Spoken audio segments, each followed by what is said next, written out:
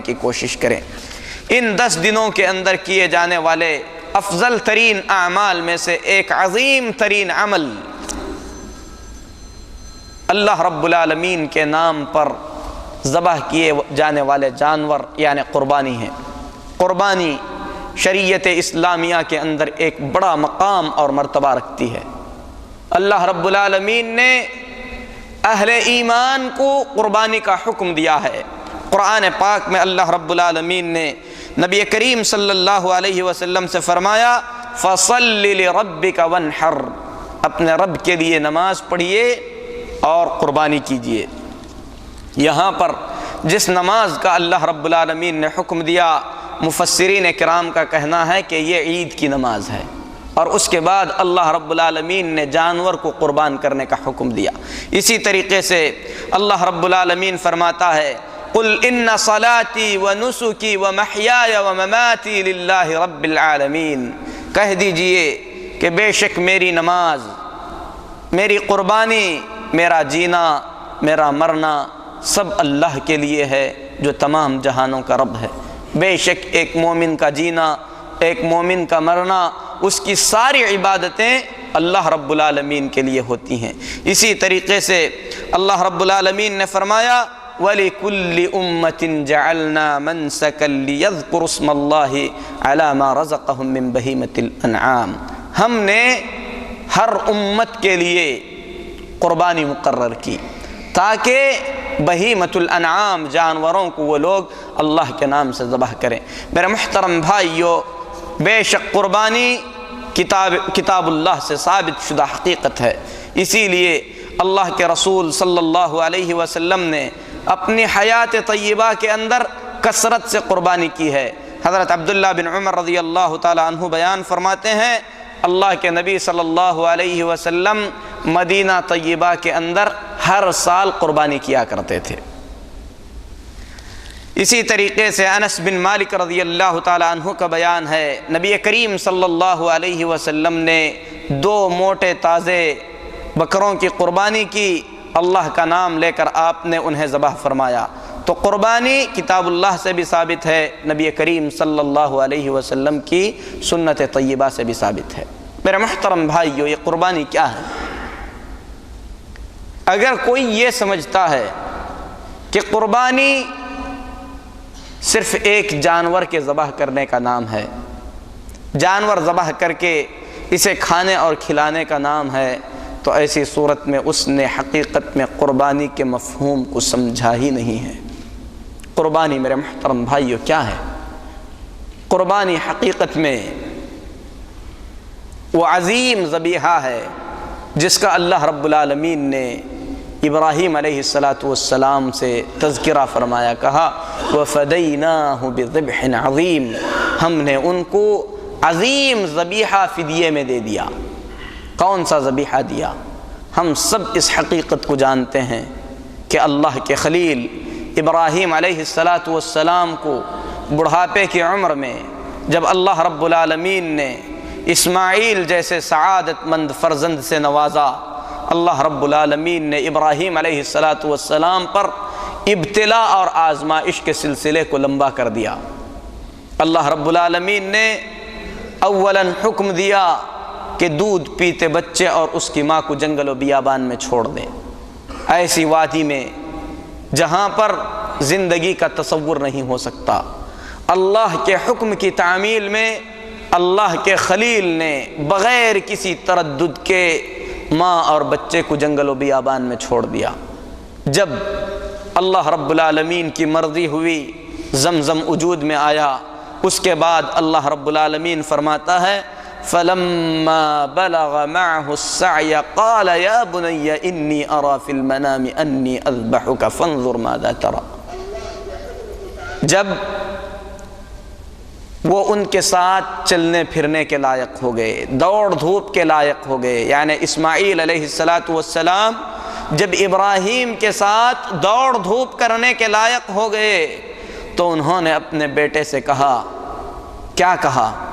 کیا تصور کر سکتے ہیں کہ ایک بوڑھا باپ اپنے بیٹے کو جسے اس نے بڑھاپے کی عمر میں پایا ہے، اللہ کا حکم سنا رہا ہے، کہتا ہے یا بنی انی ارا فی المنام انی اذبحک، بیٹے میں نے خواب میں دیکھا ہے کہ میں تجھے ذبح کر رہا ہوں۔ اور یہ حقیقت ہے کہ انبیاء علیہم الصلاۃ والتسلیم کے خواب اللہ کی وحی ہوتے ہیں، اللہ کا حکم ہوتے ہیں۔ انبیاء علیہم الصلاۃ والتسلیم اپنے خواب میں جو بھی دیکھتے ہیں وہ اللہ کا حکم ہوتا ہے، اللہ کی طرف سے ہوتا ہے۔ بیٹے نے اس حقیقت کو بھانپ لیا، کہا یا ابت افعل ما تؤمر، ابا جان اگر اللہ نے آپ کو اس چیز کا حکم دیا ہے تو اللہ کے حکم کو پورا کر دیجئے۔ کتنی سعادت مندی رہی ہوگی ابراہیم علیہ السلام کو کہ اللہ رب العالمین نے انہیں ایسا بیٹا عطا فرمایا۔ ذرا تصور کرو، ایک بوڑھا باپ ہے جسے اللہ رب العالمین نے بڑھاپے میں اولاد عطا فرمائی، جس سے حد درجے محبت ہوتی ہے، لیکن میرے محترم بھائیوں اہل ایمان کی ساری محبتیں اللہ رب العالمین کے لیے ہوتی ہیں۔ اسی لیے ابراہیم نے خواب میں دیکھا تو اللہ رب العالمین کے صریح اور صاف حکم کا انتظار نہیں کیا، خواب کو وحی سمجھ کر بیٹے کے سامنے بیان کیا، کہا یا بنی انی ارا فی المنام انی اذبحک، بیٹے میں خواب میں دیکھ رہا ہوں کہ تجھے ذبح کر رہا ہوں، فانظر ماذا ترى، تیرا کیا خیال ہے؟ بیٹے نے کہا یا ابت افعل ما تؤمر، ابا جان آپ کو جو حکم ملا ہے اس حکم کو آپ پورا کیجئے، ستجدنی انشاء اللہ من الصابرین، آپ اللہ نے چاہا تو مجھے صبر کرنے والا پائیں گے۔ غرور نہیں، گھمنڈ نہیں، تکبر نہیں، یہ احساس نہیں کہ اتنی بڑی قربانی میں دینے جا رہا ہوں تو اپنے بلبوتے پہ دینے جا رہا ہوں، بلکہ اس کا فضل بھی اللہ کی طرف منسوب کرتے ہیں، کہتے ہیں ابا جان اللہ نے چاہا تو میں صبر کروں گا۔ میرے محترم بھائی پھر کیا تھا؟ ذرا تصور کرو، مینا کی اس وادی میں جہاں پر چاروں طرف پہاڑ ہی پہاڑ نظر آ رہے تھے، اللہ کے خلیل اپنے بیٹے اسماعیل علیہ السلام کو لے کر اس حکم کی تعمیل کرنے جا رہے ہیں جس کی مثال پوری دنیا میں کہیں نہیں ملتی۔ ایک باپ، بوڑھا باپ اپنے ہاتھ میں چھری لیے ہوئے اپنے بیٹے کو ذبح کرے۔ میرے محترم بھائیو کیسا امتحان، کیسی آزمائش، اللہ کا حکم تھا، بیٹا باپ کو لے کر نکلا۔ اللہ رب العالمین نے ابراہیم اور اسماعیل کے اس عمل کو ان الفاظ میں بیان فرمایا، کہا فَلَمَّا أَسْلَمَا وَتَلَّهُ لِلْجَبِينِ، جب دونوں اللہ کے حکم کو نافذ کرنے کے لیے اسماعیل کو پیشانی کے بل زمین پر لٹا دیا گیا۔ اللہ اکبر، شاید آسمان نے کبھی ایسا منظر نہیں دیکھا تھا۔ آج ہم اللہ کے کتنے احکام، کتنے فرامین، اللہ کے کتنے قوانین کو ضائع کر دیتے ہیں۔ میرے محترم بھائیو ذرا سوچو، اسماعیل کے ایمان کو سوچو کہ اس کی جان لی جا رہی ہے بغیر کسی تردد کے، بغیر کسی شک کے، بغیر کسی شکوے اور شکایت کے، اللہ کے حکم کے خاطر اپنے باپ کے ہاتھوں اپنی جان دینے کے لیے تیار ہے۔ قربانی یہ ہے، اللہ کے حکم کے سامنے اپنے آپ کو جھکا دینے کا نام قربانی ہے۔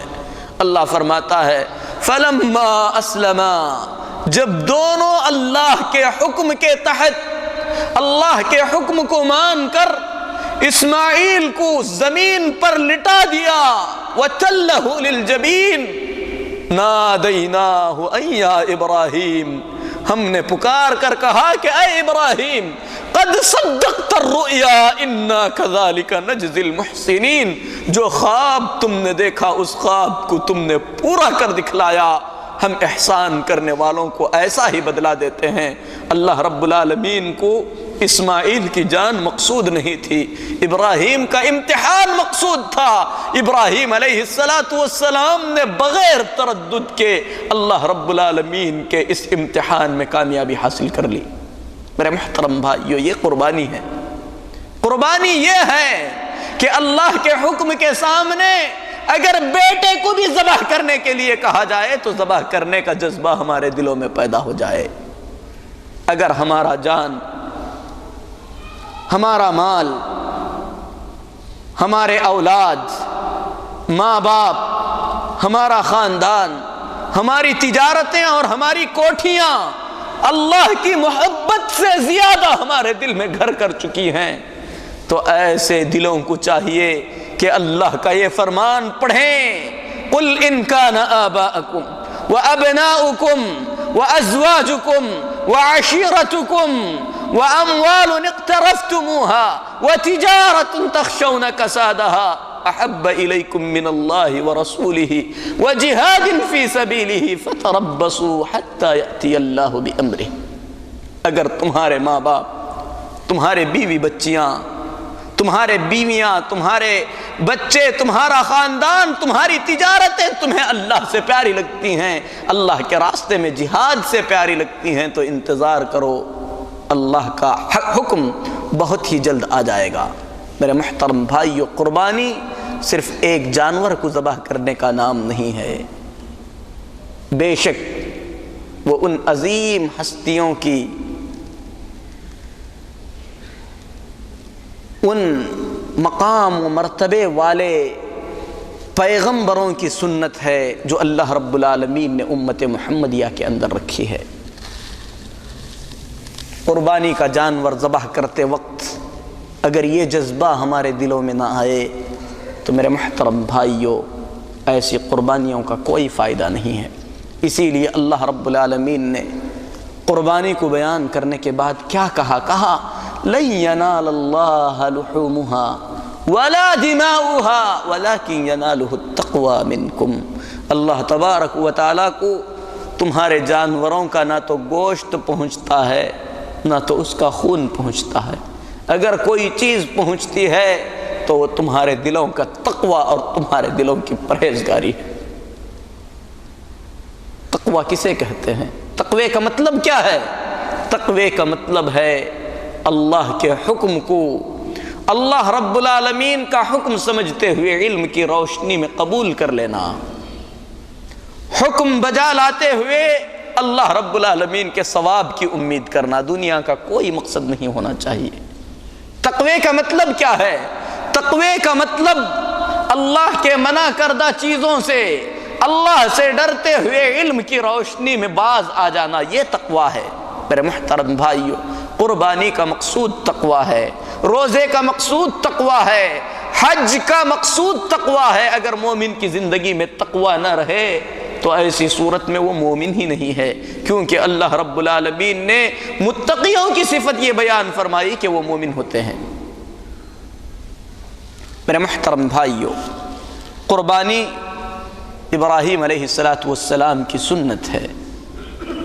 یہ اس باپ اور بیٹے کے اس عظیم کارنامے کی یاد ہے جو انہوں نے اللہ کو راضی کرنے کے لیے کھلے آسمان تلے اس عظیم کارنامے کو انجام دیا تھا۔ میرے محترم بھائیو، قربانی اس کا حکم کتاب اللہ میں بھی دیا گیا، رسول اللہ صلی اللہ علیہ وسلم کی سنت میں بھی دیا گیا، لیکن یہ حقیقت ہے کہ قربانی سنت مؤکدہ ہے۔ نبی کریم صلی اللہ علیہ وسلم نے اس عظیم عمل پر مداومت کیا ہے، لہذا ہم تمام کو چاہیے کہ قربانی کی حقیقت کو سمجھ کر اللہ نے جسے استطاعت عطا فرمائی ہے اپنی استطاعت اور طاقت کے مطابق کثرت سے قربانی کرنے کی کوشش کرے۔ جسے ایک جانور ذبح کرنے کی طاقت ہے ایک کرے، جسے اور زیادہ کرنے کی طاقت ہے اور زیادہ کرے، یہاں تک کہ اللہ کے رسول صلی اللہ علیہ وسلم نے حجۃ الوداع کے موقع پر 100 اونٹوں کی قربانی کی۔ نبی کریم صلی اللہ علیہ وسلم نے حجۃ الوداع کے موقع پر 100 اونٹوں کی قربانی کی۔ آدمی اپنی استطاعت کے مطابق جتنے جانور ذبح کر سکتا ہے اللہ رب العالمین کو راضی کرنے کے لیے ذبح کرے، اور یہ یاد رکھ کر زندگی کرے کہ ذبح کرنا ایک عبادت ہے جو صرف اللہ کے لیے ہونی چاہیے، اور اللہ کے سوا کسی اور کے لیے ذبح کرنا جائز نہیں ہے۔ اسی طریقے سے میرے محترم بھائیوں، قربانی کس کی طرف سے کی جائے؟ قربانی اللہ کے لیے کی جاتی ہے، قربانی کس کی طرف سے کی جائے؟ ہم اس حقیقت کو جانتے ہیں کہ دنیا میں اللہ رب العالمین نے موت اور زندگی کو پیدا کیا ہے۔ زندگی اس لیے بنائی گئی ہے تاکہ بندوں کا امتحان ہو، لِيَبْلُوَكُمْ أَيُّكُمْ أَحْسَنُ عَمَلًا، تاکہ تمہیں آزمایا جائے کہ تم میں اچھا عمل کرنے والا کون ہے۔ اللہ یہ دیکھنا چاہتا ہے کہ تم میں سے اچھا عمل کرنے والے کون ہیں۔ اسی لیے ساری عبادتیں اس کے اصل مکلف زندے لوگ ہیں۔ قربانی زندوں کی طرف سے کی جائے ایک حقیقت ہے، اس پر زیادہ جو ہے گفتگو کی ضرورت نہیں ہے، لیکن مسئلہ یہ ہے کہ کیا میت کی طرف سے قربانی کی جا سکتی ہے یا نہیں کر سکتے؟ میرے محترم بھائیو، اگر مرنے سے پہلے کسی نے مال چھوڑا ہے، یہ وصیت کی ہے کہ میرے اس مال سے قربانی کی جائے، تو ایسی صورت میں اس وصیت کا نافذ کرنا انتہائی ضروری ہے، کیونکہ کتاب پاک میں اللہ رب العالمین فرماتا ہے فَمَن بَدَّلَهُ بَعْدَ مَا سَمِعَهُ فَإِنَّمَا إِثْمُهُ عَلَى الَّذِينَ يُبَدِّلُونَهُ۔ وصیت کا ذکر کر کے اللہ نے فرمایا جو وصیت کو سننے کے بعد بدل دے تو بدلنے والا گنہگار ہو جائے گا۔ ان اللہ سمیع علیم، بے شک اللہ رب العالمین سننے والا اور علم والا ہے۔ لیکن کیا اس شخص کی طرف سے قربانی کی جا سکتی ہے جس کا انتقال ہو گیا اور اس نے قربانی کی وصیت نہیں کی؟ اگر کوئی زندہ شخص اپنی طرف سے قربانی کرے، اس قربانی کے اندر اپنے گھر والوں کو شامل کر لے، جس میں اس کے فوت شدہ ماں باپ بھی ہوں، تو اس طریقے کا مشارکہ، میت کا اس طریقے کا مشارکہ قربانی کے اندر جائز ہے، کیونکہ اللہ کے رسول صلی اللہ علیہ وسلم نے اپنی حیات طیبہ کے اندر 2 بکروں کی قربانی کی۔ ایک کو جب ذبح آپ نے کیا تو فرمایا کہ اے اللہ، یہ میری طرف سے، میرے آل بیت کی طرف سے اور میری امت کے تمام لوگوں کی طرف سے قبول فرما۔ تو امت کے اندر گزرے ہوئے بھی تھے، آنے والے بھی تھے، ان تمام لوگوں کی جانب سے اللہ کے رسول صلی اللہ علیہ وسلم نے قربانی کی۔ تو اس سے اہل علم نے یہ مسئلہ بیان کیا ہے کہ اگر زندہ قربانی کرتے وقت اپنے گھر والوں کو اس میں شامل کر لے، من جملہ گھر والوں میں سے اگر فوت شدہ ماں باپ یا اس کی اولاد بھی ہو تو اس کے اندر شامل ہو جائے گی۔ میرے محترم بھائیو، قربانی کس چیز کی جائے؟ قربانی کے سلسلے میں یہ انتہائی ضروری ہے کہ وہ بہیمۃ الانعام میں سے ہو۔ اللہ رب العالمین نے یہ لفظ بیان فرمایا ہے بہیمۃ الانعام، اور بہیمۃ الانعام سے مراد گائے، اونٹ اور بکریاں ہیں۔ ان کے علاوہ دوسرے جانوروں کی قربانی نہیں ہو سکتی۔ مثلا کوئی آدمی اگر چاہے کہ کسی خوبصورت ہرن کو اللہ کے راہ میں ذبح کرے تو ایسی صورت میں اس کی قربانی جائز نہیں ہے۔ کوئی کہے کہ میں خرگوش ذبح کرتا ہوں اور قربانی کی نیت کرتا ہوں تو جائز نہیں ہے۔ کوئی کہے کہ مرغا یا مرغی میں اللہ کے راہ میں قربان کرتا ہوں تو ایسی صورت میں جائز نہیں ہے، کیونکہ اللہ رب العالمین نے فرمایا لِكُلِّ أُمَّةٍ جَعَلْنَا مَنْسَكًا، ہم نے ہر امت کے لیے قربانی مقرر کر دی، لِيَذْكُرُ اسْمَ اللَّهِ عَلَى مَا رَزَقَهُم مِّن بَهِيمَةِ الْأَنْعَامِ، تاکہ وہ بہیمۃ الانعام پر اللہ کا نام لے کر ذبح کریں۔ اور بہیمۃ الانعام سے مراد اونٹ، بکری، گائے، اور گائے کے اندر اہل علم نے بھینس کو بھی شامل کیا ہے، کیونکہ بھینس گائے ہی کی ایک قسم ہے۔ اسی طریقے سے بکریوں کے اندر دمبے اور مینڈے بھی داخل ہو جاتے ہیں۔ تو یہ 3 قسم کے جانور ہیں جن کی قربانی کی جا سکتی ہے، ان میں سے نر ہو یا مادہ، ان کو اللہ کے راہ میں قربان کیا جا سکتا ہے۔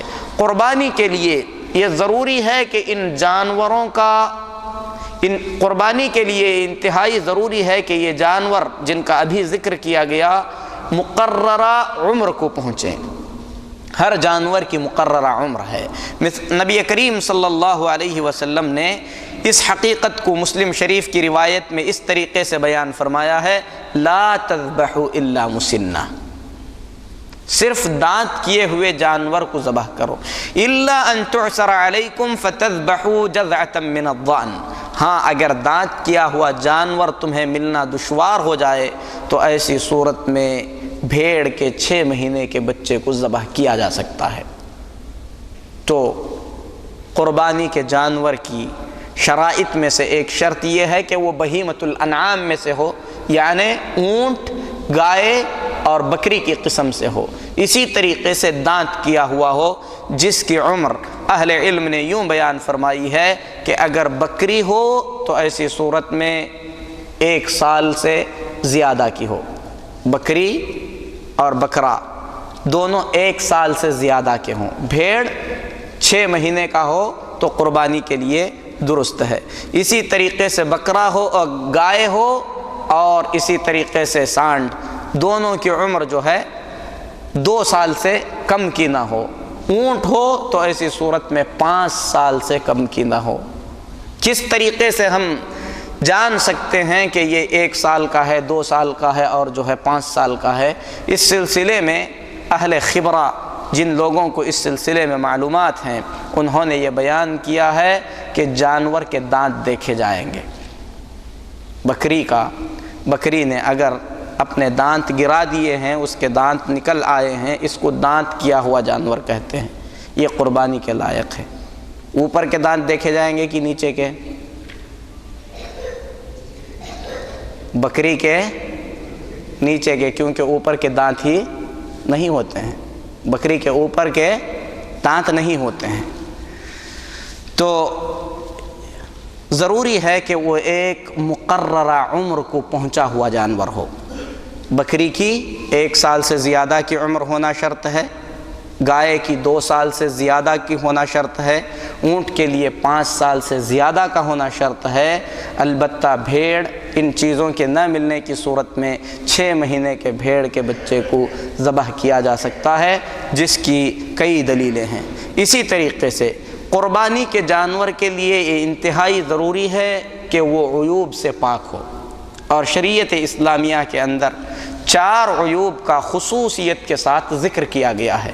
اگر وہ 4 عیبوں میں سے کوئی ایک عیب ہو تو وہ جانور قربانی کے لائق نہیں ہوتا۔ نبی کریم صلی اللہ علیہ وسلم نے اس حقیقت کو اس طریقے سے بیان فرمایا ہے، اربعن العرجاء البین ضلعها۔ دوسری روایت اس سے بھی زیادہ واضح ہے، نبی کریم صلی اللہ علیہ وسلم نے فرمایا، اربع لا تجوز فی الاضاحی، 4 قسم کے عیوب ایسے ہیں جو قربانی کے اندر جائز نہیں ہیں، یعنی اگر وہ عیوب ہوں تو اس عیب کا جانور، اس کمی کا جانور قربان کرنے کے لائق نہیں ہے۔ سب سے پہلا عیب کیا ہے؟ العوراء البین عورها، سب سے پہلا عیب یہ ہے کہ جانور کانا ہو، اور اس کا کانا پن بالکل واضح اور ظاہر ہو، ایک آنکھ اس کی پھوٹی ہوئی ہو یا سفید ہو چکی ہو، دیکھنے سے سمجھ میں آ رہا ہو کہ یہ جانور کانا ہے، ایک آنکھ اس کی خراب ہو چکی ہے۔ اگر واضح نہیں ہے، دیکھنے میں صحیح سالم لگتا ہے، تو ایسی صورت میں اس کی قربانی جائز تو ہے، لیکن خلاف اولا اور خلاف افضل ہے۔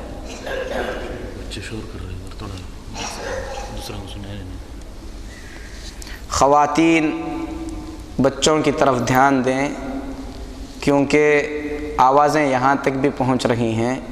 برائے مہربانی بچوں کو قابو میں رکھیں تاکہ دوسرے خواتین استفادہ کر سکیں۔ تو میرے محترم بھائیوں، بات ہو رہی تھی قربانی کے جانوروں کی، کہ قربانی کے جانور کا عیوب سے پاک ہونا ضروری ہے، اور شریعت میں 4 قسم کے عیوب کا خصوصیت کے ساتھ تذکرہ کیا گیا ہے۔ سب سے پہلا عیب جس کا نبی صلی اللہ علیہ وسلم نے ذکر فرمایا، کہا العوراء البین عورها، ایسا جانور جو کانا ہے اور اس کا کانا ہونا واضح ہے، دیکھنے میں سمجھ میں آ رہا ہے، دور سے ہی سمجھ میں آ جائے کہ اس کی آنکھ پھوٹی ہوئی ہے یا آنکھ خراب ہے، تو ایسے جانور کی قربانی جائز نہیں ہے۔ اسی طریقے سے آپ نے فرمایا المریض البین مرضها، ایسا بیمار جانور جس کی بیماری واضح ہے، مثال کے طور پر چمڑے کی بیماری جانور پر ہے جس سے بال جھڑ گئے ہیں، یا اسی طریقے سے دوسری کوئی بیماری جس کو دیکھنے سے ہی سمجھ میں آ رہا ہے کہ یہ جانور بیمار ہے، تو ایسے جانور کی قربانی جائز نہیں ہے۔ اسی طریقے سے آپ نے فرمایا العرجاء البین عرجها، ایسا لنگڑا جانور جس کا لنگڑاپن واضح ہے، دیکھنے میں سمجھ میں آ رہا ہے کہ یہ جانور لنگڑا ہے، اور اہل علم نے اس کی قید اس طریقے سے بیان فرمائی ہے کہ لنگڑے پن کی وجہ سے وہ جانور عام جانوروں کے ساتھ نہ جا سکے، لنگڑا پن بالکل واضح ہے، دیکھنے میں سمجھ میں آ رہا ہے، تو اس کی قربانی جائز نہیں ہے۔ اسی طریقے سے آپ صلی اللہ علیہ وسلم نے فرمایا العجفاء التي لا تنقی، ایسا دبلا پتلا جانور جس کی ہڈیوں میں گودا نہیں ہے، بالکل دبلا پتلا ہے، جو دور ہی سے جو ہے دبلا پتلا سمجھ میں آ رہا ہے، تو یہ 4 عیوب ایسے ہیں جن کا نام لے کر خصوصیت کے ساتھ نبی کریم صلی اللہ علیہ وسلم نے تذکرہ فرمایا کہ قربانی کے لائق نہیں ہے۔ جب کانے جانور کی قربانی جائز نہیں ہے تو ایسی صورت میں دونوں آنکھوں سے اندھا ہو تو بدرجہ اولا جائز نہیں ہے۔ اسی طریقے سے ایسے جانور قربان نہیں کیے جا سکتے جو انتہائی خطرے میں ہیں، ابھی مرنے ہی والے ہیں۔ مثال کے طور پر کوئی جانور بچہ جنم دے رہا ہے، خدشہ ہے کہ اگر اسے ذبح نہ کیا جائے تو مر جائے گا، کیا ایسے جانور کی قربانی کی جا سکتی ہے؟ نہیں کی جا سکتی۔ اسی طریقے سے کسی بیماری کے اندر مبتلا ہے، بیماری کی وجہ سے دیکھنے میں موٹا تازہ تو ہے لیکن ہلاکت کے قریب ہے، چاہیں تو ذبح کر کے کھا سکتے ہیں لیکن وہ قربانی کے لائق نہیں ہے۔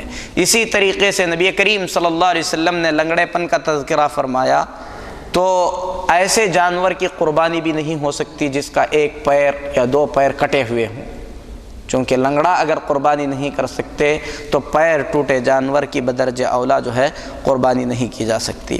قربانی کے جانور کے لیے انتہائی ضروری ہے کہ قربانی کرنے والا اس جانور کا مالک ہو، راستے میں جاتے ہوئے کسی بھی جانور کو پکڑ کر ذبح نہیں کیا جا سکتا، ذبح کر کے نہیں کھا سکتے تو اس کی قربانی بدرجہ اولا جائز نہیں ہے۔ اسی طریقے سے آپ کی ملکیت میں تو ہے لیکن وہ آپ اس کے مالک نہیں ہیں۔ مثال کے طور پر آپ نے کسی کو قرض دیا، اس کا کوئی جانور آپ نے رہن کے طور پر، گروی کے طور پر رکھ لیا، تو اس جانور کی آپ قربانی نہیں کر سکتے کیونکہ آپ اس کے مالک نہیں ہیں، تو مالک ہونا بھی جو ہے ضروری ہے۔ اسی طریقے سے قربانی کے جانور، قربانی کے شرائط میں سے ایک شرط یہ ہے کہ اس کو مقررہ دنوں میں ذبح کیا جائے، اور مقررہ دن کیا ہیں؟ مقررہ دن یہ ہیں کہ عید کے دن نماز کے بعد سے اس جانور کو ہم ذبح کر سکتے ہیں، اور کب تک ذبح کر سکتے ہیں؟ ایام تشریق کی مغرب سے پہلے پہلے تک ذبح کر سکتے ہیں۔ عید کا دن، اس کے بعد کے 3 دن، مکمل 4 دن قربانی کے دن ہیں۔ جو آدمی ان دنوں میں کبھی بھی ذبح کرے گا وہ قربانی کا جانور اس نے وقت کے اندر ذبح کیا، اور قربانی کے طور پر وہ جانور اللہ کے دربار میں قبول کر لیا جائے گا۔ اگر کسی نے موٹے تازے جانور کو جسے حلال پیسے سے اس نے خریدا ہے عید کی نماز سے پہلے ذبح کرے تو کیا قربانی کے طور پر قبول ہوگا؟ قبول نہیں ہوگا۔ اس سلسلے میں حضرت براء بن عازب رضی اللہ تعالیٰ عنہ کی روایت ہے، فرماتے ہیں کہ نبی کریم صلی اللہ علیہ وسلم نے فرمایا من ذبح قبل الصلاة فإنما هو لحم قدمه لأهله، جو شخص نماز سے پہلے ذبح کر دے اس نے گویا اپنے گھر میں گوشت کھانے کے لیے جانور ذبح کیا ہے، قربانی نہیں ہو سکتی۔ وَلَيْسَ مِنَ النُّسُكِ مِنْ شَيْءٍ، ایسا جانور قربانی کے لیے ذبح کیا جانور نہیں ہو سکتا۔ لہذا ضروری ہے کہ قربانی کا جانور نماز کے بعد ذبح کیا جائے، عید کے دن اور اس کے بعد 3 دن تک مکمل 4 دن قربانی کے جانور ذبح کیے جا سکتے ہیں۔ رات میں بھی ذبح کر سکتے ہیں، دن میں بھی ذبح کر سکتے ہیں، اس میں کسی بھی طریقے کا کوئی حرج نہیں ہے۔ رہی وہ حدیث جس میں رسول اللہ صلی اللہ علیہ وسلم نے رات میں جانوروں کو ذبح کرنے سے منع فرمایا ہے، وہ حدیث ضعیف ہے، وہ حدیث جو ہے سندن ثابت نہیں ہے، لہذا قربانی کے جانور کو دن اور رات میں کبھی بھی ذبح کیا جا سکتا ہے۔ اس کے بعد میرے محترم بھائیوں، قربانی کے جانوروں میں سب سے افضل ذبیحہ، سب سے بہترین جانور جس کی قربانی کو افضل سے افضل ترین کہا گیا ہے، اونٹ ہے۔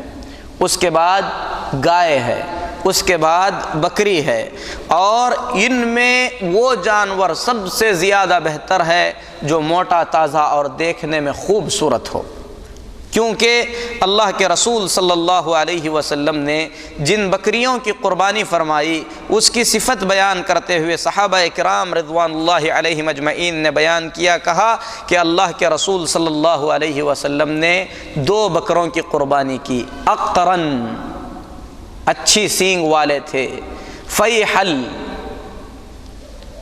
مذکر تھے، یأکل فی سواد وینظر فی سواد، ان کے کھانے کی جگہ یعنی منہ کالا تھا، دیکھنے کی جگہ یعنی آنکھیں بھی کالی تھیں، باقی جانور سفید تھا، وَيَمْشِي فِي سَوَاد، اور اس کے پیر کالے تھے، آنکھیں کالی، منہ کالا، پیر کالے، باقی جانور سفید، دیکھنے میں خوبصورت لگتا تھا، موٹا تازہ تھا اور سینگوں والا تھا۔ اللہ کے نبی صلی اللہ علیہ وسلم نے ایسے جانور کی قربانی فرمائی۔ اسی لیے چاہیے کہ آدمی جب قربانی کا جانور خریدے تو ایسی صورت میں اچھا اور خوبصورت قیمتی جانور خریدے، کیونکہ یہ اللہ رب العالمین کی رضا کے لیے ذبح کیا جانے والا جانور ہے۔ ذرا سوچیں کہ جب ہمیں اپنے دوست کو، اپنے عزیز اور رشتہ دار کو کوئی ہدیہ دینا ہوتا ہے تو جو جتنا عزیز ہوتا ہے اس کے لیے اتنا بہترین ہدیہ، اتنا بہترین تحفہ ہم تلاش کرتے ہیں۔ یہ اللہ کی رضا کے لیے ذبح کیا جانے والا جانور انسان کو چاہیے کہ اپنے نفیس مال سے خریدے، قیمتی خریدے، اچھے سے اچھا خریدے، دیکھنے میں بھی بھلا لگے اور موٹا تازہ بھی ہو، کیونکہ یہی رسول اللہ صلی اللہ علیہ وسلم کی سنت ہے۔ اسی لیے رسول اللہ صلی اللہ علیہ وسلم کی احادیث کی روشنی میں اہل علم نے کہا ہے کہ ایسا جانور جس کا سینگ ٹوٹا ہوا ہو اس کی قربانی جائز تو ہے لیکن بہتر نہیں ہے۔ بہتر ہے کہ سینگ والے جانور کی قربانی کی جائے، سینگ ٹوٹے جانور کی قربانی جائز ہے لیکن بہتر نہیں ہے۔ اسی طریقے سے صحیح سالم کان والا جانور ہو، اس کے کان ہوں، کان کٹے جانور کی قربانی ناجائز تو نہیں کہی جا سکتی لیکن خلاف اولا ہے، افضل نہیں ہے۔ افضل یہ ہے کہ جانور ہر عیب سے پاک ہو۔ ہمارے ہاں عام طور پر لوگ جانور کے کان سے لوگ جو ہے آنکھ ڈھانک کر دیکھتے ہیں، کہتے ہیں کہ یہ قربانی کے لائق ہے۔ تقریباً ہر شخص جو ہے فتویٰ دینے کے لائق اپنے آپ کو سمجھتا ہے، جبکہ ایسی کوئی بات نہیں ہے۔ چھوٹے کان والا جانور ہو، بڑے کان والا جانور ہو، سب کی قربانی جائز ہے۔ کان کٹا ہوا ہو، آدھا کٹا ہوا ہو، جائز ہے، لیکن افضل یہ ہے کہ جانور خوبصورت ہو، کان کٹے ہوئے نہ ہوں۔ اسی لیے اہل علم نے ان جانوروں کی فہرست بیان کی جن کی قربانی مکروہ ہے، یعنی افضل نہیں ہے۔ کہا کہ سینگ ٹوٹے جانور کی قربانی افضل نہیں ہے، کان کٹے جانور کی قربانی افضل نہیں ہے، چاہے سامنے سے کٹے، چاہے پیچھے سے کٹا ہوا ہو، آڑا کٹا ہوا ہو، جیسا بھی کٹا ہوا ہو۔ اسی طریقے سے دم کٹے جانور کی قربانی جائز ہے لیکن افضل نہیں ہے۔ جو جائز نہیں ہے ہم نے بیان کر دیا کہ وہ 4 قسم کے ہیں جس کا ذکر نبی کریم صلی اللہ علیہ وسلم نے حدیث میں فرمایا۔ اسی طریقے سے ایسا جانور جس کا سینگ مکمل طور پر ٹوٹا ہوا ہو اس کی بھی قربانی جائز تو ہے لیکن خلاف اولا ہے، بہتر نہیں ہے۔ اسی طریقے سے میرے محترم بھائیوں، اس جانور کی قربانی کی جا سکتی ہے جس کو قصی کر دی گئی ہے۔ کچھ لوگ اس سوال کو عام طور پر پوچھتے ہیں، جبکہ یہ جانور میں کوئی عیب نہیں ہے، یہ جانور کی منفعت کے لیے ہے، اور نبی کریم صلی اللہ علیہ وسلم نے قصی کیے ہوئے جانور کی قربانی کی ہے، اور یہ رسول اللہ صلی اللہ علیہ وسلم کی سنت طیبہ سے ثابت ہے۔ میرے محترم بھائیوں، قربانی کے جانور کی رسول اللہ صلی اللہ علیہ وسلم نے جو تفصیل بیان فرمائی وہ یہ ہے کہ بکری آدمی اور اس کے گھر والوں کی طرف سے کافی ہو جاتی ہے۔ اسی لیے نبی کریم صلی اللہ علیہ وسلم نے اپنے گھر والوں اور پوری امت کی طرف سے ایک بکری کی قربانی کی۔ اگر آدمی بکری کی قربانی کر رہا ہے، اس میں اپنے اہل خانہ کو شامل کر لے تو ایسی صورت میں کوئی حرج نہیں، بلکہ یہ چیز رسول اللہ صلی اللہ علیہ وسلم کی سنت سے ثابت ہے۔ ام المؤمنین عائشہ رضی اللہ تعالی عنہا سے نبی کریم صلی اللہ علیہ وسلم نے فرمایا حلم المدیہ، چاقو لاؤ۔ حضرت عائشہ رضی اللہ تعالی عنہا نے چاقو دے دی، پھر اللہ کے نبی صلی اللہ علیہ وسلم نے جانور کو پکڑا، اسے لٹایا، اسے ذبح کیا، اور ذبح کرتے ہوئے آپ نے فرمایا اللہم تقبل من محمد و آل محمد ومن امت محمد، اے اللہ اس جانور کو محمد صلی اللہ علیہ وسلم، آل محمد صلی اللہ علیہ وسلم اور امت محمدیہ کی طرف سے قبول فرما۔ یہ حدیث مسلم شریف کی ہے۔ تو میرے محترم بھائیو، نبی کریم صلی اللہ علیہ وسلم نے اپنے گھر والوں کی طرف سے ایک جانور کی قربانی کی۔ ہمارے ہاں عام طور پر یہ رسم بنی ہوئی ہے کہ ایک بکرا گھر کے ایک آدمی کا نام لے کر ذبح کیا جاتا ہے، جو کہ جبکہ نبی صلی اللہ علیہ وسلم کے زمانے میں عمل اس کے خلاف تھا۔ آدمی اپنے پورے اہل خانہ کی طرف سے ذبح کیا کرتا تھا۔ حضرت ابو ہریرہ رضی اللہ تعالیٰ عنہ فرماتے ہیں کہ میں جانور لے کر آتا تھا اور ذبح کرنے جاتا تھا تو گھر والے کہا کرتے تھے کہ ہم کو بھی اس میں شامل کر لو، تو حضرت ابو ہریرہ رضی اللہ تعالیٰ عنہ گھر والوں کو اس میں شامل کر لیتے تھے۔ اسی طریقے سے حضرت ابو ایوب انصاری رضی اللہ تعالیٰ عنہ فرماتے ہیں کان الرجل فی عہد النبی صلی اللہ علیہ وسلم یضحی بالشاة عنہ وعن اہل بیتہ، رسول اللہ صلی اللہ علیہ وسلم کے زمانے میں ہم میں سے ہر شخص ایک بکری کو اپنے اور اپنے گھر والوں کی طرف سے ذبح کیا کرتا تھا۔ فَيَأْكُلُونَ وَيُطْعِمُونَ، ہم خود بھی کھاتے تھے اور لوگوں کو بھی اس گوشت سے کھلایا کرتے تھے۔ یہ حدیث ابن ماجہ اور ترمذی کی ہے، اور امام ترمذی رحمۃ اللہ علیہ نے اس حدیث کو صحیح کہا ہے۔ اسی پر قیاس کرتے ہوئے دور حاضر کے علماء میں سے علامہ ابن عثیمین رحمۃ اللہ علیہ فرماتے ہیں کہ جس طریقے سے ایک بکری پورے گھر والوں کی طرف سے کافی ہوتی ہے، اسی طریقے سے گائے کا ایک حصہ یا اونٹ کا ایک حصہ بھی پورے گھر والوں کی طرف سے کافی ہوتا ہے۔ بکری اگر آدمی کو قربان کرنا ہے اپنے اپنے گھر والوں کی طرف سے کر سکتا ہے، چاہے گھر میں کتنے بھی افراد ہوں۔ اسی طریقے سے گائے، ایک گائے بھی ذبح کی جا سکتی ہے اور گائے کے اندر 7 لوگ شرکت بھی کر سکتے ہیں۔ اسی طریقے سے اونٹ میں 7 لوگوں کی شرکت ہو سکتی ہے۔ میرے محترم بھائیو، قربانی عبادت ہے۔ اگر کوئی یہ سوچے کہ قربانی کے جانور کی قیمت ہم صدقے میں دے دیں تو ایسی صورت میں اسے قربانی کا اجر نہیں ملے گا۔ قربانی الگ عبادت ہے، صدقہ و خیرات الگ عبادت ہے، لہذا ساری عبادتیں آدمی اپنی طاقت کے مطابق ادا کرنے کی کوشش کرے۔ آدمی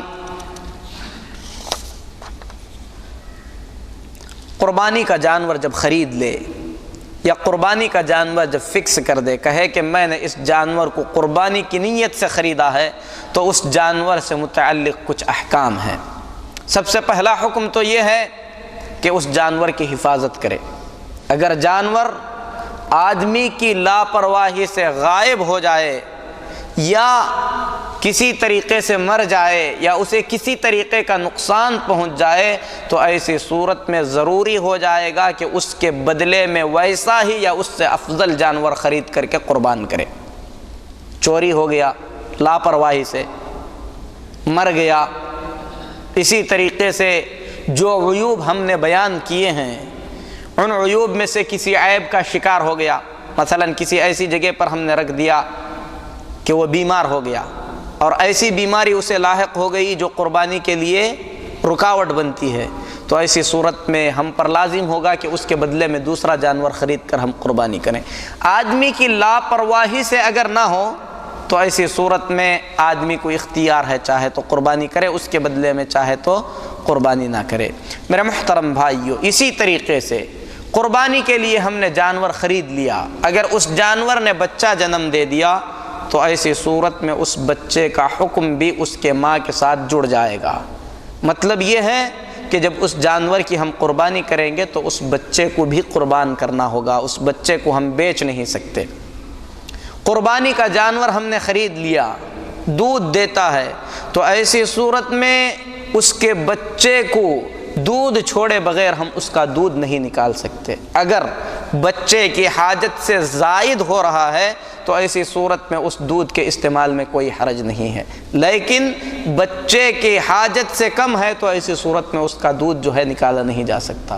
اسی طریقے سے قربانی کے جانور کو ہم اپنے عام استعمال میں نہیں لا سکتے۔ مثلا کسی نے بیل خریدا، سوچا کہ جب تک قربانی ہوگی اس سے جو ہے کھیت بھی ہل بھی چلا لیں گے، تو ایسی صورت میں یہ جائز نہیں ہے۔ آدمی ضرورت کے تحت قربانی کے جانور پر سواری کر سکتا ہے، اس میں کوئی حرج نہیں ہے، اور یہ ضروری ہے کہ اس کا خیال رکھے، اسے کھلائے، موٹا تازہ کرنے کی کوشش کرے۔ اسی طریقے سے قربانی کے جانور سے متعلق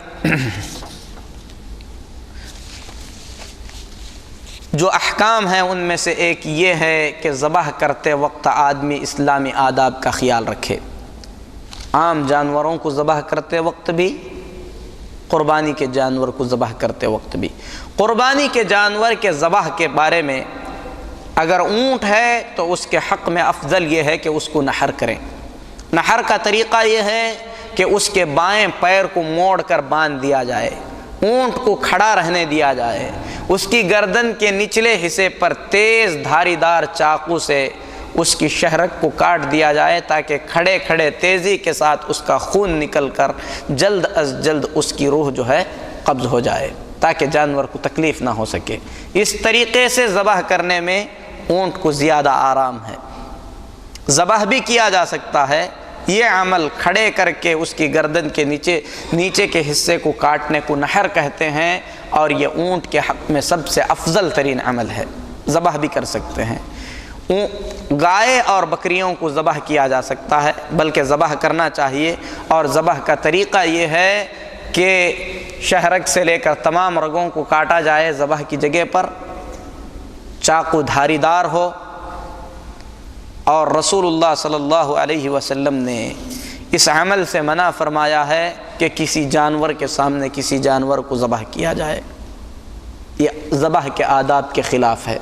اسی طریقے سے جانور کے سامنے چاقو تیز کیا جائے، اس سے بھی رسول اللہ صلی اللہ علیہ وسلم نے منع فرمایا ہے۔ جانور کو لٹا کر اس کے گردن پر پیر رکھ کر ذبح کرنا، یہ نبی کریم صلی اللہ علیہ وسلم کی سنت سے ثابت ہے۔ میرے محترم بھائیوں، جانور کو ذبح کرنے کے بعد عام طور پر یہ مسئلہ بیان کیا جاتا ہے کہ جانور کی روح نکلنے سے پہلے اس کی کھال نہ نکالی جائے، اس کی گردن نہ مروڑی جائے، تاکہ جانور کو مزید تکلیف نہ ہو سکے۔ اللہ کے رسول صلی اللہ علیہ وسلم نے فرمایا، ان اللہ کتب الاحسان علی کل شیء، اللہ تبارک و تعالی نے ہر چیز پر احسان مقرر فرمایا ہے۔ فَإِذَا قَتَلْتُمْ فَاحْسِنُوا الْقِتْلَةَ، اگر کوئی شخص قتل کے لائق ہے، قتل کا مستحق ہو گیا ہے، اس کو قصاص کے طور پر قتل کرنا ہے تو اچھے انداز میں اسے قتل کرو۔ قتل کرنے کا بھی انداز اسلام میں سکھایا گیا ہے۔ وَإِذَا ذَبَحْتُمْ فَاحْسِنُوا الذِّبْحَ، جب ذبح کرنا ہو کسی جانور کو تو اچھے انداز میں ذبح کرو۔ کیسے ذبح کرو؟ نبی کریم صلی اللہ علیہ وسلم نے فرمایا، چاقو کو اچھے سے تیز کرو، جانور کو زیادہ نہ تڑپاؤ۔ تو یہ جو ہے ذبح کے آداب میں سے ہے۔ اسی طریقے سے میرے محترم بھائیوں، ذبح کرنے کے بعد قصاب کو جو اس کا گوشت نکالے، اس جانور میں سے کسی بھی چیز کو بطور اجرت کے نہیں دیا جا سکتا، نہ گوشت دے سکتے ہیں، نہ اس کی کھال دے سکتے ہیں۔ اور اس سے پہلے ایک اہم مسئلہ، بعض دیہاتوں میں کچھ غیر مسلم جانور ذبح کرتے وقت برتن لے کر پہنچ جاتے ہیں، وہ کہتے ہیں کہ ہم اس کا خون لینا چاہتے ہیں، کیونکہ وہ لوگ خون کھاتے ہیں اللہ رب العالمین نے دم مسفوح یعنی بہتے ہوئے خون کو حرام کر دیا ہے، اسی لیے اس خون کا کھانا حرام ہے۔ خون جو بھی ہو شریعت محمدیہ میں حرام ہے، تو جو چیز حرام ہے نہ ہم خود کھائیں گے نہ کسی کے کھلانے کا سبب بنیں گے۔ اسی لیے کسی بھی جانور کے ذبح کرتے وقت اگر کوئی خون لینے کے لیے پہنچے تو ہم منع کریں گے، کہیں گے کہ یہ ہماری تعلیمات کے خلاف ہے، اللہ رب العالمین نے خون بہانے کا حکم دیا ہے، خون کھانا جائز نہیں ہے، تو ہم اسے خون نہیں دے سکتے۔ اسی طریقے سے میرے محترم بھائیوں، قصاب کی مزدوری قربانی کے جانور کے گوشت یا کھال سے نہیں دی جا سکتی، آدمی اپنی طرف سے اس کی مزدوری دے۔ ہاں اگر وہ قربانی کا جانور آپ اسے ہدیے کے طور پر یا صدقے کے طور پر دینا چاہتے ہیں تو ایسی صورت میں کوئی حرج نہیں ہے، لیکن مزدوری اور اجرت خون یا کھال سے نہیں دی جا سکتی۔ قربانی کے جانور کو ذبح کرنے کے بعد اللہ رب العالمین نے فرمایا فَكُلُوا مِنْهَا وَأَطْعِمُوا الْبَائِسَ الْفَقِيرَ، اس کا گوشت تو خود بھی کھاؤ، جو بھوکے فقراء ہیں ان کو بھی کھلاؤ۔ آدمی قربانی کا گوشت تو خود بھی کھائے، یہ رسول اللہ صلی اللہ علیہ وسلم کی سنت ہے۔ اسی لیے جب آپ نے حجۃ الوداع کے موقع پر 100 اونٹوں کی قربانی کی تو تمام جانوروں سے گوشت نکالا گیا، ہانڈی میں پکایا گیا، نبی کریم صلی اللہ علیہ وسلم نے گوشت کھایا اور اس کا شوربہ بھی نوش فرمایا۔ تو آدمی خود بھی کھائے، رشتہ داروں کو بھی کھلائے، فقیروں اور مسکینوں کو بھی دے۔ اللہ رب العالمین نے دوسرے جگہ پر فرمایا فَكُلُوا مِنْهَا، اس گوشت کو تم کھاؤ، وَأَطْعِمُوا الْقَانِعَ وَالْمُعْتَرَّ، جو شخص حاجت مند ہے اور پوچھتا ہے اسے بھی دو، جو حاجت مند ہے اور پوچھتا نہیں ہے اسے بھی تم دو۔ كَذَلِكَ سَخَّرْنَاهَا لَكُمْ لَعَلَّكُمْ تَشْكُرُونَ، ان جانوروں کو ہم نے تمہارے کنٹرول میں کر دیا ہے تاکہ تم شکر گزار بن جاؤ۔ میرے محترم بھائیوں، یہ اللہ کی توفیق، اللہ کی مہربانی سے ہے کہ اتنے بڑے بڑے جانور انسان کے کنٹرول میں ہیں، جبکہ قوت طاقت کے اعتبار سے انسان سے بہت ہی زیادہ طاقتور ہوتے ہیں۔ اسی طریقے سے اللہ کے رسول صلی اللہ علیہ وسلم نے فرمایا کُلُوا وَأَطْعِمُوا وَادَّخِرُوا، قربانی کے جانور کا گوشت کھاؤ، کھلاؤ اور جمع بھی کر کے رکھ سکتے ہو۔ ابتدا میں پہلے سال اللہ کے نبی صلی اللہ علیہ وسلم نے قربانی کے جانور کے گوشت کو 3 دن سے زیادہ رکھنے سے منع فرمایا تھا، پھر اس کے بعد دوسرے سال آپ نے اجازت دے دی۔ آپ کو پہلے سال کے بارے میں جب پوچھا گیا تو نبی کریم صلی اللہ علیہ وسلم نے فرمایا فَإِنَّ ذَلِكَ الْعَامَ كَانَ النَّاسُ فِي جُهْدٍ، اس سال لوگ قحط میں تھے، فَأَرَدْتُ أَن تُعِينُوا فِيهَا، تو میں نے مناسب سمجھا کہ سب کو گوشت ملے اور ان کی مدد ہو جائے، اسی لیے میں نے 3 دن سے زیادہ رکھنے سے منع کیا۔ اسی لیے میرے محترم بھائیوں، قربانی اللہ کے تقرب کے لیے کی جاتی ہے۔ آدمی بڑا حصہ صدقہ و خیرات کرنے کی کوشش کرے، اپنے رشتہ داروں کو ہدیے کے طور پر دے، ضرورت کے مطابق آدمی کھائے۔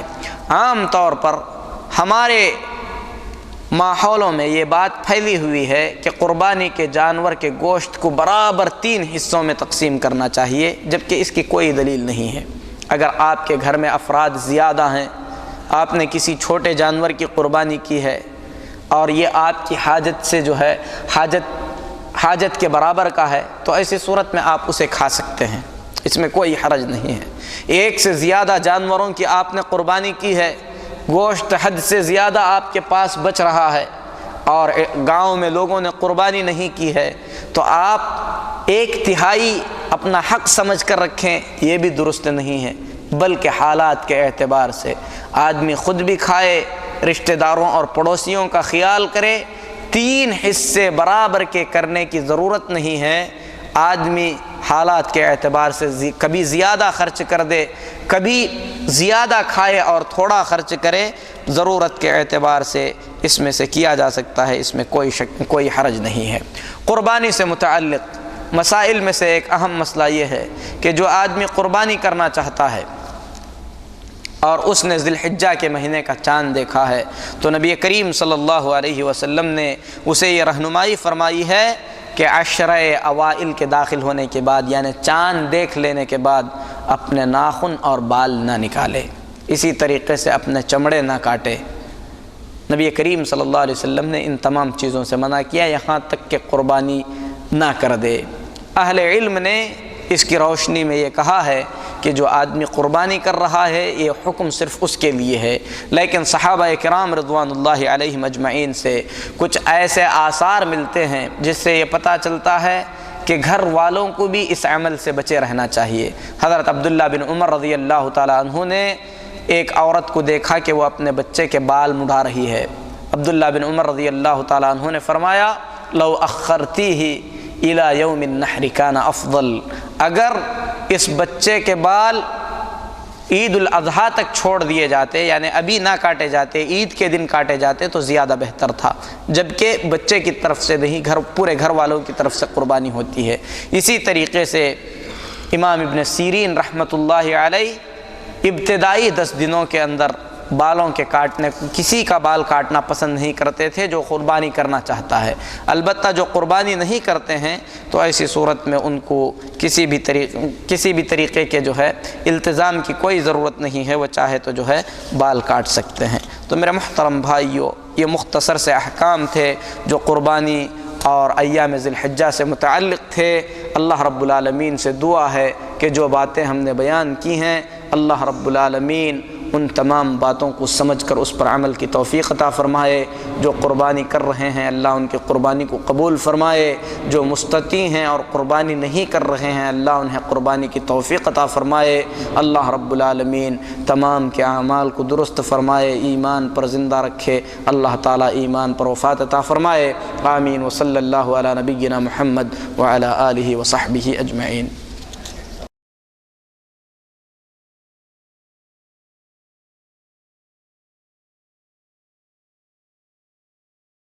ایک سوال یہ کیا گیا ہے عرفات کے روزے کے سلسلے میں کہ ہمارے ملکوں میں عرفات کا دن جو ہے ایک دن بعد ہوتا ہے، تو روزہ کس طریقے سے رکھا جائے؟ تو نبی کریم صلی اللہ علیہ وسلم نے 9 ذی الحجہ کا روزہ رکھا ہے، اسی لیے عرفہ کا دن ہمارے اعتبار سے جو ہے 9 ذی الحجہ کو ہوگا، ہم اسی دن روزہ رکھیں گے 9 ذی الحجہ کو۔ لیکن جیسا کہ بیان کیا گیا اس سے پہلے کہ ذی الحجہ کے ابتدائی 10 دنوں میں کبھی بھی روزہ رکھا جا سکتا ہے، آدمی دونوں دن رکھ لے، اس سے پہلے بھی ایک دن رکھ لے، تو یہ زیادہ احتیاط ہے، اس میں کوئی حرج نہیں ہے۔ جی بھائی صاحب کا بہترین سوال ہے، وہ کہہ رہے ہیں کہ عام طور پر لوگوں میں یہ چیز مشہور ہے کہ قربانی کا جانور آدمی کو اپنے پیٹھ پر بٹھا کر پل صراط سے گزارتا ہے، کیا یہ چیز ثابت ہے؟ میرے محترم بھائیو، قربانی عظیم عبادت ہے، لیکن یہ حقیقت جان لیں کہ قربانی کے جانور کی فضیلت کے سلسلے میں، قربانی کے جانور کی فضیلت کے سلسلے میں جتنی بھی حدیثیں آئی ہیں ان حدیثوں میں سے کوئی حدیث ثابت نہیں ہے، اور انہی میں سے یہ بھی ایک حدیث ہے، یہ حدیث من گھڑت ہے، اس کا جو ہے رسول اللہ صلی اللہ علیہ وسلم کے قول سے کوئی تعلق نہیں۔ بے شک قربانی عظیم عبادت ہے، اس کا اجر ہے، اللہ کسی کو اجر سے محروم نہ کرے، اللہ اس کا اجر دے گا، لیکن اس کے اجر کے سلسلے میں کہ بال کو نیکی ملتی ہے خون گرنے سے، یہ ساری حدیثیں جتنی بھی آئی ہیں ان میں سے کوئی حدیث صحیح نہیں ہے۔ انہی حدیثوں میں سے ایک حدیث یہ بھی ہے کہ جانور جو ہے پل صراط پر لے کر جاتا ہے، یہ حدیث ثابت نہیں ہے۔ جی بھائی صاحب کا سوال ہے کہ کیا قربانی کا جانور خرید کر کسی مدرسے میں کسی یتیم خانے میں دیا جا سکتا ہے؟ اگر قربانی کی نیت سے آپ دے رہے ہیں، جانور دے رہے ہیں یا پیسہ دے رہے ہیں اور کہہ رہے ہیں کہ آپ اس سے قربانی کا جانور خرید کر قربانی کریں، تو یہ عمل جائز ہے، اس کو وکالہ کہتے ہیں، توکیل کہتے ہیں، آپ کہیں بھی دے سکتے ہیں۔ جیسے آپ کسی کو یہ کام کرنے کے لیے مکلف بنا رہے ہیں، جائز ہے، دے سکتے ہیں، کوئی حرج نہیں ہے، بس آپ اس کو بتائیں کہ ہم نے یہ جو ہے قربانی کے لیے دیا ہے، آپ اس سے قربانی کا جانور خرید کر قربانی کریں، یا جانور بذات خود آپ خرید کر دیں تو کوئی حرج نہیں۔ جی بھائی صاحب کا سوال ہے کہ کچھ لوگ جو ہے گڑھا کھود کر جانور ذبح کرتے ہیں تاکہ خون گڑھے میں جمع ہو جائے۔ اگر یہ چیز پاکی صفائی کی نیت سے کی جا رہی ہے کہ خون جو ہے پھیلے گا تو ایسی صورت میں جو ہے صفائی کے خلاف نظر آئے گا تو کوئی حرج نہیں ہے. اگر جو ہے صرف خون دفن کرنے کے لیے تاکہ گھر کے سامنے صفائی رہے تو کوئی حرج نہیں ہے، لیکن یہ سمجھنا کہ اس کو دفن کرنا چاہیے یہ صحیح نہیں ہے، بہانا ہے خون کو. اگر آپ مسلخ میں ہیں، مجزرہ میں ہیں، یا جو ہے کسی ایسی جگہ پر ذبح کر رہے ہیں جہاں پر پانی ڈالنے سے بہہ جاتا ہے تو گڑھا کھودنے کی ضرورت نہیں ہے. لیکن عام طور پر دیہاتوں میں لوگ جو ہے گڑھا کھود کے ذبح کرتے ہیں. اگر اس سے مقصود یہ ہے کہ پاکی صفائی رہے، خون نہ پھیلے تو کوئی حرج نہیں. لیکن اگر اس پہ کوئی اعتقاد ہے کہ اس خون کو دفن کرنا چاہیے یا دفن کرنے کا کوئی ثواب ہے تو ایسی صورت میں یہ عقیدہ غلط ہے. ہاں اگر پیسے ویسے ڈالتے ہیں تو ایسی صورت میں یہ بدعت ہے. قربانی کے چمڑے کے بارے میں جو ہے سوال ہے. قربانی کا چمڑا جو ہے اگر آپ اپنے استعمال میں لانا چاہتے ہیں، اس کو آپ جو ہے کلین کر کے گھر میں کسی استعمال میں لانا چاہتے ہیں تو کر سکتے ہیں، کوئی حرج نہیں. سمجھ رہے ہیں؟ نہیں تو آپ اسے بیچ کر کسی غریب مسکین کو دے دیں یا چمڑا ہی کسی غریب مسکین کو دے دیں، کچھ بھی اس میں کر لے، کوئی حرج نہیں ہے. جی بیچ کر اس کے پیسے استعمال نہیں کر سکتے، وہ چمڑا کسی کو نہیں دے سکتے. اور کویت میں قربانی کرنے والوں کے لیے خصوصی طور پر ایک بات یہ ہے کہ کسی مجزرے میں یہ سنا گیا ہے، صرف کویت میں نہیں بعض ملکوں میں، کہ وہ لوگ چمڑے کی شرط رکھتے ہیں کہ چمڑا ہم لوگ لیں گے. اگر یہ شرط رکھی جا رہی ہے تو ایسی صورت میں آپ وہاں ذبح نہ کرائیں، کیونکہ وہ چمڑا گویا ذبح کر کے پاک کرنے کے مقابلے میں لے رہا ہے، آپ اس کی جو ہے نہیں دے سکتے. اگر حقیقت ایسی ہے تو آپ اس کی قیمت صدقہ کریں، اس کی جو قیمت ہوتی ہے. لیکن عام طور پہ یہاں پہ چمڑا استعمال میں نہیں آتا، اگر ہم نکالیں تو نکال کر پھینک رہے ہیں، کوئی حرج نہیں ہے. ہاں یہ ایک اہم سوال ہے کہ قربانی کا گوشت جو ہے غیر مسلم کو دے سکتے ہیں کہ نہیں دے سکتے ہیں، یہ بیان کرنا چاہیے تھا مجھے. تو دے سکتے ہیں اگر جو ہے آپ، ایک چیز یہ ہے کہ آپ کے مسلمان بھائی زیادہ حاجت مند ہیں تو آپ ان کی حاجت کو مقدم رکھیں گے. لیکن پڑوسی ہے، قریبی ہے، کسی کا رشتہ دار ہے، اللہ نہ کرے کوئی جو ہے مسلمان ہوا اس کے گھر والے یہ ہیں، یا کوئی دعوتی مصلحت ہے، دے سکتے ہیں عام تعامل کے اعتبار سے، اس میں کوئی حرج نہیں ہے. جی